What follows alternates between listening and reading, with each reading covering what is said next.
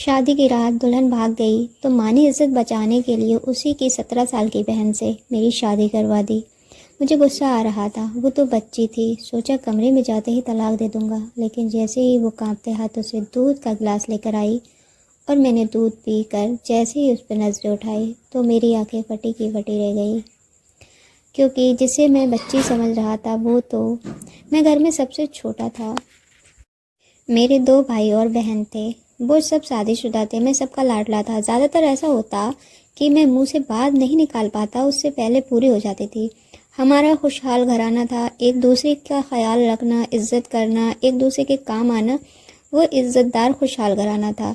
माँ जरा पुराने ख्यालों की थी, अपने ख़ानदान और आसपास की बातों को अहमियत देने वाली होती थी, जो हमेशा बाहर के लोगों को सोच की अहमियत देती थी कि लोग क्या कहेंगे। मेरी ज़िंदगी एक समान रफ्तार से चल रही थी।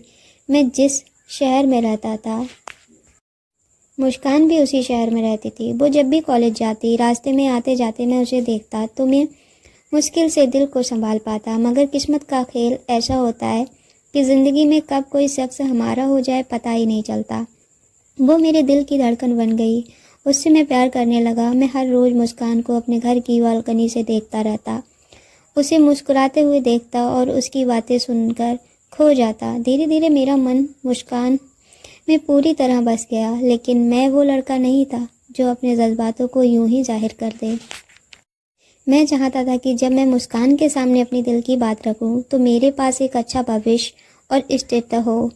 मैंने एक दिन माँ से अपनी भावनाओं का जिक्र किया। माँ को जैसे पहले से अंदाजा था, लेकिन उन्होंने साफ कहा, जब तक नौकरी नहीं लगेगी बेटा, शादी के बारे में मत सोचना। समाज में क्या मुंह दिखाएंगे, लोग क्या कहेंगे। मैं अपनी माँ से बहस नहीं कर सकता था, क्योंकि माँ ने मुझे पाला है और उनके संस्कार ही मेरे जीवन का आधार थे। इसलिए मैंने फैसला किया कि पहले एक अच्छी नौकरी मिल जाए और फिर मुस्कान के लिए रिश्ता भेजूंगा। जैसे ही मैं नौकरी की तलाश में व्यस्त हुआ, मुझे एक ऐसा मंजर देखने को मिला जिसने मेरे दिल को बेचैन कर दिया। एक दिन मैंने देखा कि मुस्कान अपने पुराने दोस्त और पड़ोसी राजेश के साथ हंसते हुए बात कर रही थी। वो दोनों काफ़ी गरीब लग रहे थे। ये देखकर मेरा दिल धड़क उठा। एक अजीब सी घबराहट ने मुझे घेर लिया। क्या मुस्कान को राजीव पसंद है? क्या वो उसे चाहती है? ये सवाल मुझे अंदर तक तोड़ने लगा, लेकिन मैंने हार नहीं मानी। मैंने एक और अधिक मेहनत की और नौकरी पाने की जिद्दोजहद तेज़ कर दी, क्योंकि मैं किसी और को मुस्कान का हाथ थामते नहीं देख सकता था। कड़ी मेहनत और कई महीनों की ठोकरों के बाद मुझे एक अच्छी नौकरी मिल गई।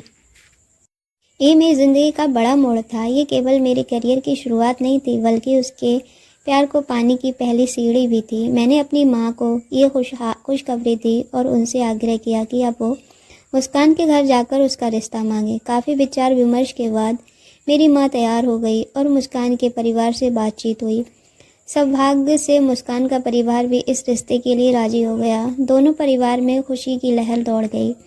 जल्दी ही सगाई हुई और 2 महीने बाद शादी की तारीख तय कर दी गई। वो दिन भी आ गया जिसका मुझे बेसब्री से इंतज़ार था।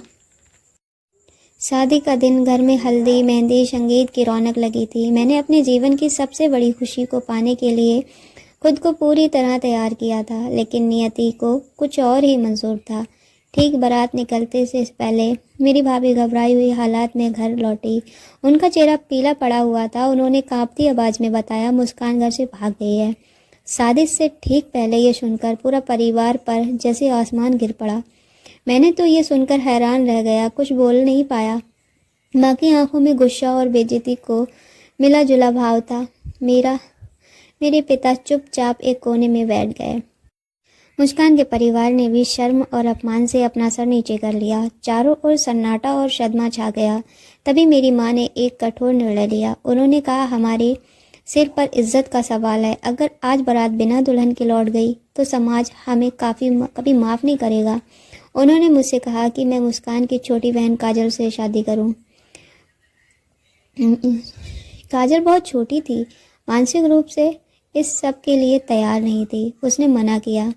बेचारी बहुत रोई, चिल्लाई, लेकिन माँ ने एक आखिरी हथियार निकाला, अगर तू शादी नहीं करेगी तो मैं जहर खा लूँगी। मेरा दिल कांप गया। पर माँ का डर, समाज का डर और घर की इज्जत का बोझ मेरे सर पर था। इन सब से दबकर मैंने बिना अपनी मर्जी के काजल से शादी करने के लिए हाँ कर दी। शादी एकदम मौन, ठंडी और बेरंग हुई। ना कोई ढोल, ना कोई नाच। मैं दूल्हा बनकर भी अंदर से बिल्कुल टूट चुका था। मेरे सपनों की दुल्हन किसी और के साथ भाग चुकी थी और मैं मजबूरी में एक नाबालिग लड़की से शादी कर रहा था। रात भर मैं कुछ नहीं बोला, बस चुपचाप अंधेरे को घूरता रहा। अगली सुबह मैं सीधे राजेश के घर पहुंचा। मैं जवाब चाहता था लेकिन राजेश घर पर नहीं था। उसके पिता ने चुपचाप कहा, मुस्कान और राजेश दोनों भाग गए हैं। वो बहुत पहले से एक दूसरे को चाहते थे। ये सुनकर मुझे ऐसा लगा जैसे किसी ने ज़मीन पर गिरा दिया। मैं कांपता हुआ घर लौट आया। अब न गुस्सा बचा था, न आंसू, बस पछतावा था कि मैंने कभी हिम्मत नहीं की, कभी अपने दिल की बात समय रहते मुस्कान से नहीं कही। समय बीतता गया और काजल एक ही छत के नीचे रहने लगे, लेकिन हम दोनों के बीच दूरी बनी रही। मैं अभी अतीत में उलझा हुआ था और काजल एकदम चुपचाप रहती थी, लेकिन काजल ने कभी मुझसे शिकायत नहीं की। उसने अपने पूरे मन से इस शादी को अपनाया, अपने कर्तव्य को निभाया और मेरे हर तरह से ख्याल रखा, बिना किसी उम्मीद के। धीरे धीरे मैं भी काजल को समझना शुरू किया। मैंने देखा कि वो कितनी समझदार, संवेदनशील और सच्ची इंसान है। धीरे धीरे मेरी कड़वाहट कम होने लगी और एक दिन मुझे एहसास हुआ शायद यही मेरी असली किस्मत थी।